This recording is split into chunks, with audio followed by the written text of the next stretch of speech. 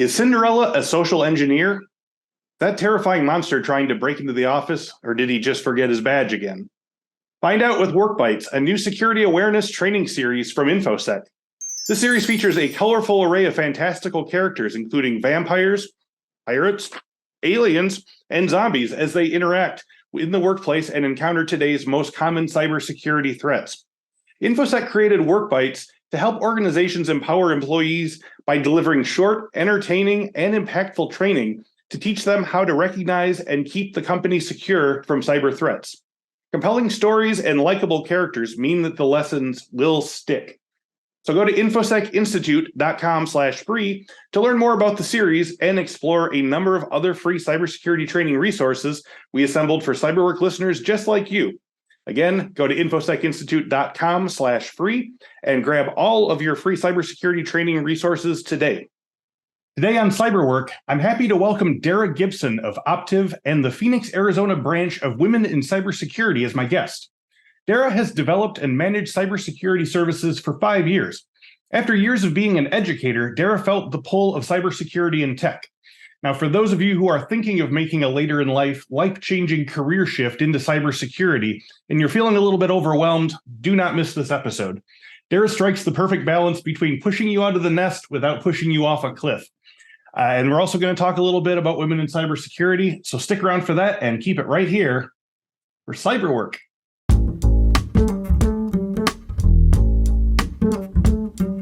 Welcome to this week's episode of the CyberWork with Infosec podcast. Each week we talk with a different industry thought leader about cybersecurity trends, the way those trends affect the work of Infosec professionals, while offering tips for breaking in or moving up the ladder in the cybersecurity industry. Today's guest, Dara Gibson, has developed and managed cybersecurity services for 5 years. By blending cutting-edge technologies, unique skill sets, and proven cyber strategies, she creates lasting partnerships with clients to protect shareholder value and corporate reputations. As a nationally recognized information security leader, Gibson is responsible for designing cybersecurity awareness programs to foster expertise in relationship management with industry-leading cyber insurance and legal providers for proactive and reactive cybersecurity capabilities. So I'm always excited to talk to someone who has come to cybersecurity via, let's say, the scenic route. Not all of us have been, taking apart computers since we were 5 years old and so forth. And there's plenty of room for the rest of us as well in cybersecurity. Dara has already has a tremendous career in cyber on its way, and I want to talk to her about some of her advice for changing to a cyber role from another profession. So Dara, thank you so much for joining me today, and welcome to CyberWork. Oh, thank you so much for having me. I'm really excited to be on your show today. Absolutely. My pleasure. So let's talk about your origin story. Like I say, how did you first get interested in computers and tech? Without spoiling too much about the arc of the conversation, which I just said, you started in elementary education. So what was it about cybersecurity or security or tech in general that intrigued you? Well, to be honest, I vividly remember the first time we actually had a computer lab at my grade school. Mm-hmm. We had 15 Apple IIe's. And that kind of dates me a little bit, but that's okay. We would pair up to learn how to use them. And to be honest, it was just for typing. That's all they were good for, right? Yep. So I was much more interested in music than I ever was in technical capabilities. But many moons later, my son actually introduced me to cybersecurity. And when he was the commander of his Cyber Patriot unit in high school, all the boys would bring over their laptops and desktop computers over to our house, and they created their mini cyber cave where they would create their own cyber command unit, and they would complete all their missions. Mm-hmm. So looking back, to be honest, it was the human interaction from pairing together with the Apple IIe's to the kids learning what cybersecurity was in high school. But it was the human interaction that intrigued me the most. Yeah, can you talk a little bit about just maybe the conversations you had with your son about like what he was doing and sort of getting a feel? Were you looking over his shoulder, or were you like, hey, what is that? Do you think I could do that? Or because that there's just as many people that could have looked at that and said, oh, that's no business of mine or whatever. But the fact that it hooked you, I'm just curious what the hook point was. as an avid learner, I constantly would ask questions, and I would ask the kids and see if they could direct me to how, kind of educate me on what the capture the flag game really was that they were trying to achieve, right, and how it interacted and how they were protecting from the threat actors. And so I always asked questions, and that was what intrigued me, to see how they would interact together and work together, and understand that it wasn't, just the scary guy behind the computer. There were human beings on the good side of the computers and that needed to do the other aspects of computer technology, cybersecurity aspects of it. So what was the next step after this? Did you start trying CTFs for yourself? Did you start looking into sort of computer fundamentals? How did it progress from this initial seedling? No, actually, my son questioned the fact that, how did I get into cybersecurity? We were at a networking event, and because of my education background, I have a master's degree in education. The company actually wanted to expand their services into America. They were a Canadian cybersecurity company, and they had found me on LinkedIn and understood that with my education background, I could help them develop their cybersecurity awareness campaigns and educate people moving forward on the importance of cybersecurity. And my son and his team actually joked, they're like, how did you get the job in cybersecurity? How come they didn't ask us, right? And so that's when I kind of did my mini master's degree in cybersecurity at that stage, because as he said, you didn't even know how to say the word cybersecurity, Mom, let alone know what it was. So I had to educate myself before I could educate others.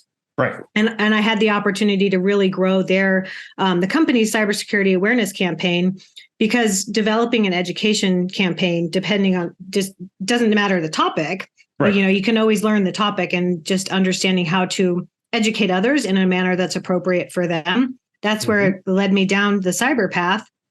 And that company actually gave me a lot of mentorship opportunities. And so for that reason, I really dove into incident response and business management and leadership. And I took on a lot of the business aspects of the American components of that cybersecurity company at the time, which forced me to really emphasize the business aspects of cybersecurity, not just the technical side. Right. Now, okay, that's a great point, and there's I think some absolutely a gold nugget of advice here, which is that you were already working for this education organization, and you were interested in cybersecurity, and so you approached someone within your company and said, "I'm interested in this other aspect," and they were willing and able to help you train, you were able to get excited about incident response while still doing it within a jobs capacity. Because I think one of the barriers we see with people who want to jump into that is that they think that they have to sort of uproot their entire life at their current job and find, I don't know, like a cybersecurity, like boxing gym or something like that, and, train for 7 years or whatever. But yeah, I think it's worth noting that if you want to make that jump, you could do worse than to start looking in your own organization and saying, I'm interested in this. And they're probably, in your case, especially, they were very interested in that. And it was absolutely a life changer. So that's cool. Oh, yeah. I get questions all the time as I'm the president of the Arizona affiliate for women in cybersecurity. So people will ask me for guidance all the time. And their first point of reference is, hey, I'm about to quit my job and jump into cyber. And I will always tell them to pause for just 2 seconds. Please don't quit your job. You still need to pay your rent and eat food and pay your cell phone bill, right? So with that in mind, I always encourage them to look inside their own ecosystem, find out what's going on underneath the hood of their own business, and find out how they can learn about cybersecurity in their own ventures. I had one time a pharmacist came to me and said, I'm quitting pharmacy. I can't take it anymore. I said, but wait, hold on. You know HIPAA regulations, everything when it comes to that part of correspondence and GRC. And she's like, I do. She's like, but how does that relate to cyber?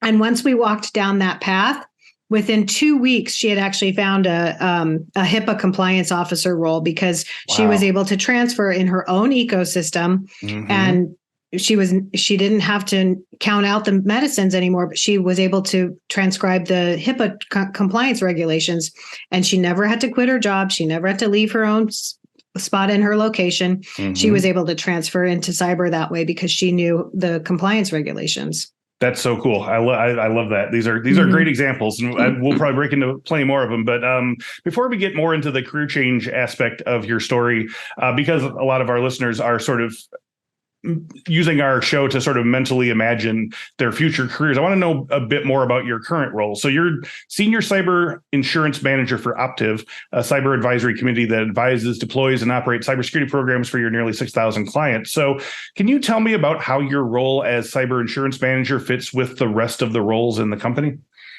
Absolutely. As a certified cyber insurance specialist, I have the honor of advocating for the clients. With the cybersecurity mindset, so I get to focus on the client as well as the insurance mindset for the insurance industry. For many years, I heard clients would comment, I have insurance, I don't need cyber controls, or I have a strong cyber platform, I don't need insurance. But it's interesting, since one of the good things about COVID was that over the past couple of years, the mind shift has totally shifted, that businesses now understand its dual role. Cyber controls and cyber insurance, they play two totally different roles in the risk management process. And companies need to evaluate the importance of having both into their risk management programs. The Optiv cybersecurity controls allow business entities to truly determine the features of their cyber maturity level within their organization. And they can understand and mitigate risk accordingly, in alignment with their insurance policy.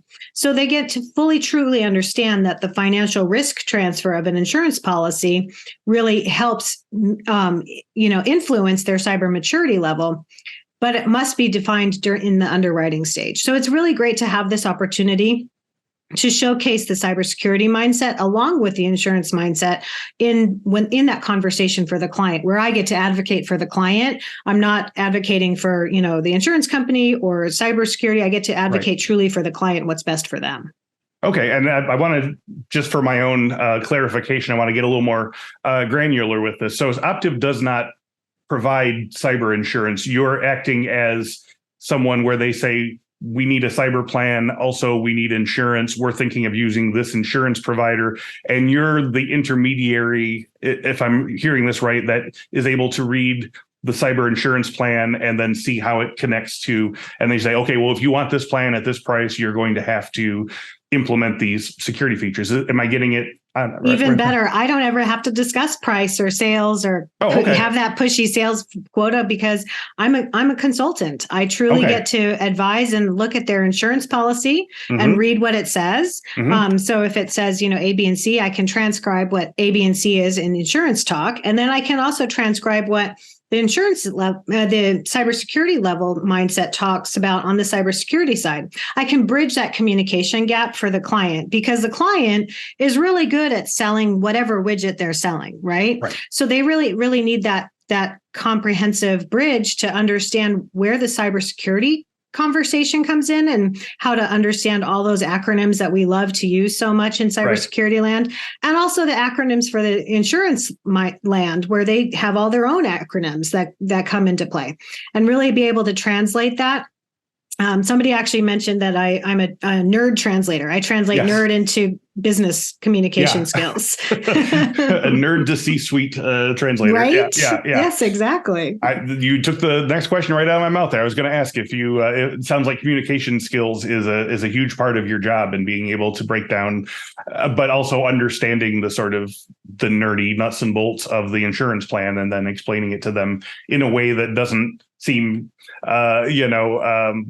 like you're a teacher wrapping their knuckles with a ruler or something like that. And okay. So I mean, did you learn a lot? I mean, obviously you probably learned a lot of that communication skill from being an educator, right? Can you talk about how that sort of directly played into the way that you sort of like craft arguments or explain things to people?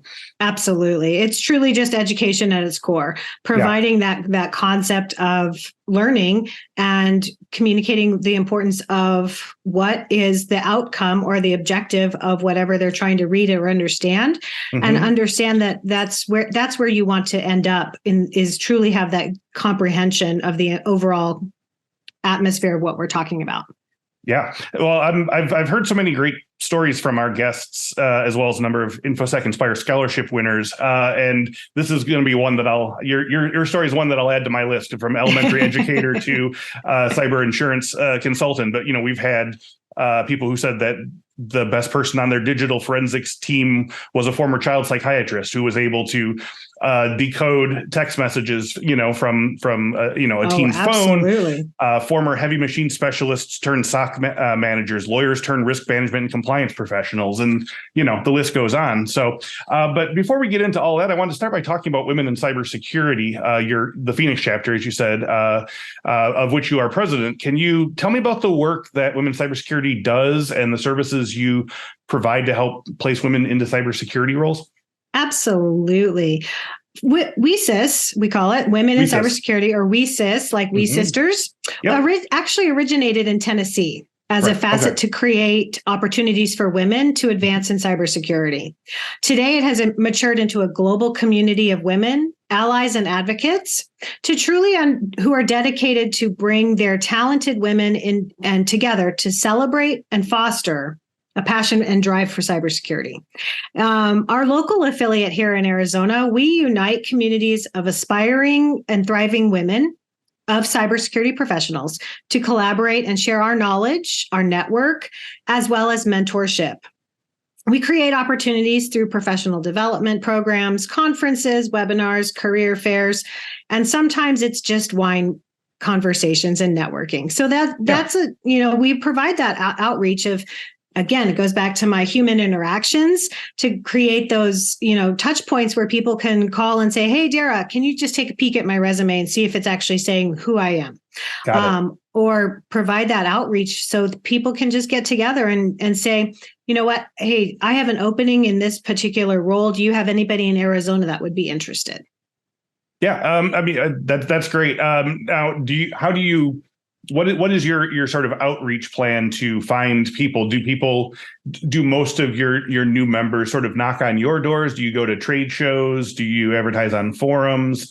Like where would you say on average the future WeSys of America or of Phoenix are coming from? So the answer is yes to all of the above, right? We make sure we do our outreach at least once a month. Our WeSys Global gives us the opportunity to reach all 57 affiliates worldwide. And we have a link on the WeSys Global, which is WeSys.org website, where they can just type in their information there, say they're interested in learning more about the Arizona affiliate, and that comes directly to our Arizona affiliate email account. We also do trade shows. So we're blessed to have the opportunity to have a lot of the cybersecurity conferences will give us a free booth because we are a nonprofit. They'll give us the opportunity to have a free booth just to get our word out there and our mission out there with people to say, hey, you can sign up for us. Our local affiliate's totally free of charge. We don't have any fees associated with our local affiliate. The global one, should people choose, it's like $95 for professional affiliates memberships.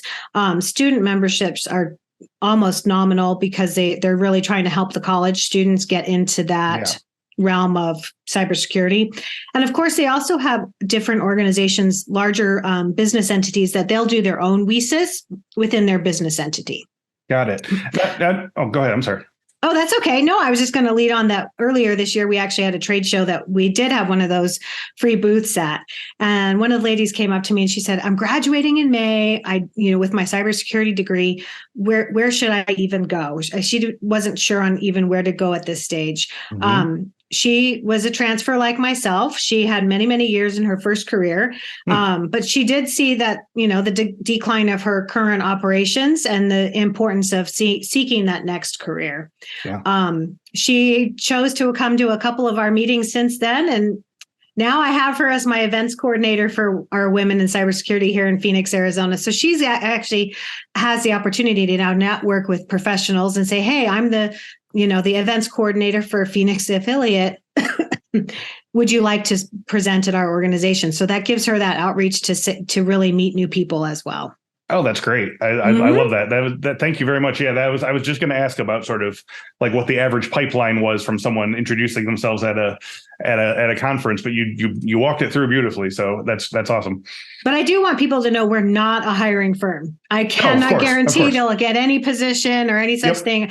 You know, I as I say, you can use my LinkedIn account, use me and abuse me as much as you want, but I can't guarantee you'll get a position. But the opportunity for that human networking is always apparent. You know, like you said, at trade shows, networking events, as well as educational outreach. Yeah, and also you said it yourself that someone basically just sent you their resume and said, can you make sure that I'm actually showing who I actually am and so forth. And I think that's one of those things that a lot of people feel alone in, is that they feel like they have to sort of like make all this stuff, in the void, and then send it off into the void and then get rejected in the void. And so it's good that you have this kind of sort of structured discussion a model where you can sort of talk through things, talk through issues. So yeah, that's a huge service, I imagine. Yeah. Very well received. Yes.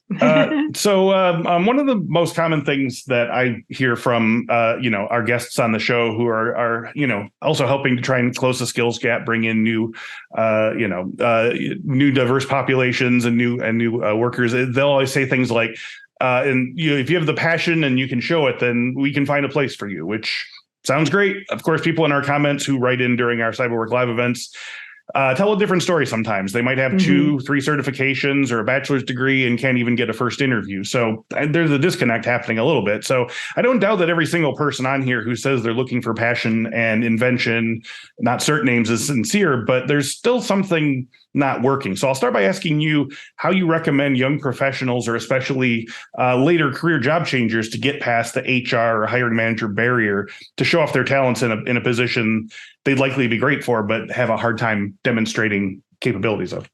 Well, I know this firsthand. During COVID, as I mentioned earlier, I was working for a Canadian company. Once the borders got shut, I was one of those unfortunate souls of COVID, job displacement. Yep. So with that in mind, it is a very important component to get hired and get past that initial, gatekeeper of the API of, resumes. During COVID, I actually put out 700 applications. Yes, 700. And I received a lot of silence along the way. Looking back, I should have just appreciated the time off because right. It would have been much more productive than 700 applications. But I am a firm believer in networking again. And thank goodness for LinkedIn, because it's that human interaction. I just definitely understand the fact that it's the old adage. It's not what you know, but who you know. It still plays an important role in any industry today. And I truly believe cybersecurity is one of those roles. A lot of the HR API, gatekeepers, you have to make sure the words match. If what you're saying in your, the first jet line of your bullet point of your resume doesn't match what the job description is saying, you're not going to pass that first line of gatekeeper. Yeah. So make sure you're entering those career fairs. There's so many. I mean, WeSys does their own virtual career fair twice a year. They do one and then a real live one at the Women in Cybersecurity conference. That's so beneficial because you get the opportunity to talk to the people that have those open positions. And maybe they don't have your open position today, but they do have an open position eventually. I did actually, on a funny note, I did hear back from one of those 700 applications just yesterday. Really? You would have thought by this stage they probably would have gotten rid of my resume, but never know. Apparently it was still out there, but I graciously declined because I'm very happy where I'm at Optiv. And it was weird that they were reaching out after 3 years of silence. 3 years. Wow. I don't know if this is even possible, but I'm wondering if we can do sort of like an alternate timeline here. So you've said, I wish I just enjoyed the time off. I sent out 700 resumes. Can you sort of imagine like what a more, if that was just a good learning experience, or if there would have been a specifically better way of doing that than just firing those 700 resumes into the void like that? You obviously you mentioned networking and mentors and so forth. Can you talk about a way of crossing Right. the gap between the 700 scattershot applications and maybe 50 targeted really good ones? Like how did you get to that point where you that was a lesson I had to learn, right? And so I'm happy to share it with others now to save them from their 700 applications. Right. But it is truly looking at the job description and making sure that you have a clean resume that the resume reader can actually scan and read, and have those first bullet points be matching that job description. Yes. Because that right there is the most critical component of it. I made it all fancy. I had pictures, I had bullet points, I made sure all my spacing. And to be honest, it's a Microsoft Word, black and white. Yeah. Boom, boom, boom. Rich text format kind of. Yeah. I mean, it's something like that, right? It rejects like that decoration. It immediately rejects all that fancy, everything I made sure I had in my resume. But now as I review people's resume, I tell them right off the bat, get rid of the picture, get rid of this, make sure it's just black and white rich text, because that's all those scanning things are looking for. Okay. Now to that end, is there a benefit, for the artistically minded among us, is there a benefit to having the RTF doc go through the machine and then maybe on your, person-to-person interview, giving them the nicely photographed? Is there a benefit to still making it, I guess is my question. I think when you talk to those people in person and to have that, face-to-face conversation, that's when you can give them the pretty one, because then you want them to recognize your face as they go through the pile. Yeah. So I agree with that. Yeah. Yeah, and you kind of can walk them through a demonstration about you, the storyline of who you are and where you got to where you are. Absolutely. So continuing on the theme that we just discussed here, many guests have said that if you have the passion and the affinity for problem solving and the inquisitive personality, the tools you'd use on the job can be taught in the first few weeks on the job, which is definitely true in some cases. But even more than that, not everyone knows, but regular listeners to the shows, know, because I never stop talking about it, that there's plenty of careers in cybersecurity that require nearly no technology or experience. I mean, whether it's compliance officer or threat modeler or numerous other jobs, you can leverage your existing skill set into a cybersecurity career. So, Dara, what are some common paths that you see mid-career job changers excelling in based on what they did before? Oh, and you name it. I'll go back to my tech team hates when I open up my laptop because I don't have those tech skills, right? Yeah. I have the business acumen and the relationship building acumen. So absolutely, there's many other facets of cybersecurity that you can get into. There are law firms that focus truly on data privacy and incident response. Yep. I've seen professional writers go from English college teachers to professors to experts in technical writing. I've seen health professionals also become CISOs because of their expertise in HIPAA. So it truly becomes a lifelong learner that wants to excel in the career changes. And that you have to have that desire to better yourself. So again, you don't have to be the tech guru that counts as the zeros and ones, or what they magically know how to do on the tech side of things. But you can have that business focus. There's HR that focuses on cybersecurity. There's marketing that focuses on cybersecurity. So there's so many other avenues that people can get into. And even contract writing, helping people understand that the sales team, if you're really good at sales, you're really good at cybersecurity sales. It can vary from career to career. Yeah. So if you're listening and you're an HR person or a hiring manager, I apologize for all the times I dunk on you for all the gatekeeping. But, as we talk about the gap between the unicorn candidate and the people who you should be at least interviewing, or if you have pull with them at your company, what tips do you have for HR or hiring managers for resolving these contradictions in the creation of job posting or the very nature of where you look for candidates at all? Is we say it would be great if they stopped using the APIs to sift out these things. And you said, obviously, one way to get around that is to have your resume be, clean for Gene and really give them exactly what they want put in their hands. Can you talk to the other side of that? Is there a way of sort of loosening the aperture in a way that more candidates who don't know enough to do that but might still be great could still get in?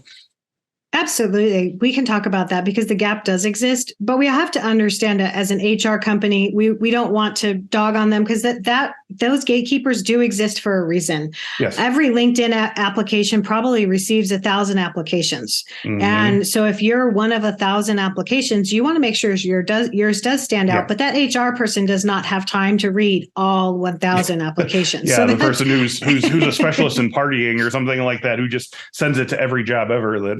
Right, exactly. Right. So that's why, they do have those gatekeepers in place, and truly the gap does exist. And I believe that the wrong stakeholders write the job descriptions. And we need to understand that the actual managers looking for those candidates, they need to be the stakeholder that's writing those job descriptions. And they're the ones providing those to the HR manager. Because sometimes people will just look at the shiny new terminology and put that into the job description. And it may not have anything to do with that particular job. And so what we need to make sure is that if the SOC security operation analyst and the security operations manager, those two people need to be writing that job description for the security analyst, not the talent acquisition person. That person needs to receive it from the appropriate people and say, oh, that's what the job description should actually say. Yes. And make it truly align with the day-to-day activities or the operations of that specific person. Because the talent acquisition team, they're fantastic at what they do, but they also need to be helped and focused in the right path, because we can't expect them to know what the security analyst does on a day-to-day basis when the talent acquisition person should be writing their job description, because they do hire for those too. And that's why we need to make sure that the correct stakeholders are writing the job descriptions to align with the correct positions. And I think the understanding of, who do you know? That's going to help us find those unicorns, because there are those positions within every organization that is very unique. I mean, a cyber insurance specialist is a very unique, position at a cybersecurity firm. So the question of who do you know, that does come into play. And I guarantee someone on your team knows someone that can work and fill the need at that time. So we don't have to be filling out thousands and thousands of resumes or, online portals just to make sure, because we have the opportunity to say, oh, I do know the person that fits all of those characteristics. Right. So utilize your network. Yeah. I almost wonder if there might be also a benefit to almost at the application stage, telling them exactly, this is what we want you to submit, because a lot of the, like you said, the 1,000, phony or not phony, but not so great applications are just people just indiscriminately pushing a button. And it's, there's so many of those sort of thought exercises where it's like, you have to read the entire instructions first. And then at the end, you're like, oh, you should have read them. I don't do any of the stuff. Just put your name at the top, and if you tell them, structure your resume this way on the application page and explain how you came to this and blah, blah, blah. I think that's, I think there's probably just so many different ways, because you're right. A lot of times 1,000 worthless applications will come through, but then the opposite happens as well, where it's so choked that you might get one application or no applications. And you're like, well, apparently no one wants this job, but right. Yeah. But if you walk the people through, that also shows the person that's, filling out the application, they have some stake into the game as well. They've read through all that criteria and said, you know what? I can meet this. I can do this. I can meet all of this. And they've taken the time to be a stakeholder in their own application process. So I think that would be an excellent avenue, because then you're not going to get those weird ones where they're just putting their resumes through just to get a resume, count for the day. So I think it's going to cause everybody to pause and say, okay, let's look through this in a more cohesive brand and work together with the organization as a whole. Yeah, that's sort of a HR axiom of many years, is that once your company hires you, they want you to succeed. They're not trying to get you to fail because they don't want to hire somebody else. And it's the applications people want you to succeed at showing them what they want to see, because they don't want to look at 5,000 more applications in the next 2 weeks. Right. So exactly. Please just give us what we want and we can finish this whole thing.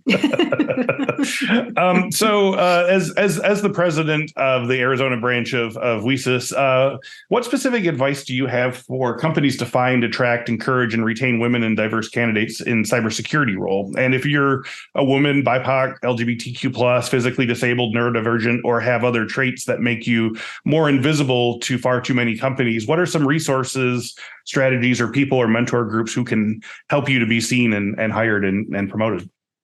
Well, wesis.org is a great resource. They actually have affiliate organizations that fit all of those needs within their website as just a click on the link right there on the, they have virtual career fairs. They have job boards. They can connect people. They have sponsorship opportunities for classes, for certifications. They have webinars. They have professional development. They have community organizations, and they have student affiliates to connect with as well. So people can get that in-person network. They can create their larger community of cybersecurity professionals, and they have just a general resource of abundance of resources on their website. DEI is now not a new concept, right? But it has recently gotten a lot of more attention. So reach out to local meetup groups as well. Provide additional opportunities for you to network in person, because again, who do you know? Who do you know that's looking for this? Who do you know that does this? Who do you know that? And those are always great questions to ask and at an in-person networking event. There's cybersecurity summits and conferences. Gosh, weekly, everywhere you look, you can just type that in and find one that you can go to. And of course, the Infosec Institute is a great resource as well, along with Google and LinkedIn. They all come in handy when you're trying to create that network and find out where you're going to be going towards next to get hired or promoted. Yeah, thank you very much. So I've had the pleasure of talking to and working with organizations at bringing women and more diverse groups of people into cybersecurity workforce, including Women's Society of Cyber Jitsu, the Wicked Six Cyber Games, Women in Identity, and others. So as we start to wrap up today, if people want to get involved in women in cybersecurity, not necessarily in a looking for a job, but in a helping others capacity to take advantage of these programs, how should they sort of reach out and if they want to give back in that way, how can they do that? So wesis.org will get them to connect with their local affiliate of wherever they're located at. So for example, the people here in Arizona can go to wesis.org and click on the Phoenix, Arizona affiliate link.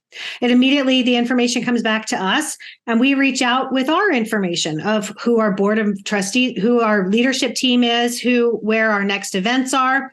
And we like to have tacos. So we're having a Taco Tuesday networking night next week, April 18th here in Phoenix. So it gives people that opportunity to come together. I know a lot of organizations, affiliates have strong networking capabilities and opportunities to get together. So sometimes our events are virtual, sometimes they're in person. Sometimes we just may meet at the local conference that's here, at this Arizona locations. But so I would definitely suggest that people reach out to the wesis.org and click on their affiliate link and find out what's local to them. They also publish the global calendar, so they can also pop in and find out anything that's listed on the global affiliate calendar. If it's a webinar, those are all virtual. So it doesn't matter whether you're attending the Washington, D.C. affiliate or the California affiliate. If it's a webinar, you can attend. And again, those are free of charge. Love it. As we wrap up today, can we just sort of talk on big picture way? What are some of the big barriers you've seen to bringing more women into cybersecurity, and what can people or organizations do to start breaking those barriers down? Well, in a world where the power of the dollar prevails, we must recognize that the economy can impact hiring and layoffs of any sized organization. But we also, as an industry professional, we recognize that enterprise organizations get compromised up to 10,000 times per day. So they may not be having that many events, but there's that many of indicators of compromise coming to get them. So the threat actors aren't quitting anytime soon. So we need to just continue to learn, stay up to date with the cybersecurity news, And that will make you the next valuable candidate because you'll be able to speak the language and speak the talk and understand what the current situation is looking like. Breaking down barriers may take time, but as long as we continue to chip away at those barriers, we have the opportunity to meet new people along the way.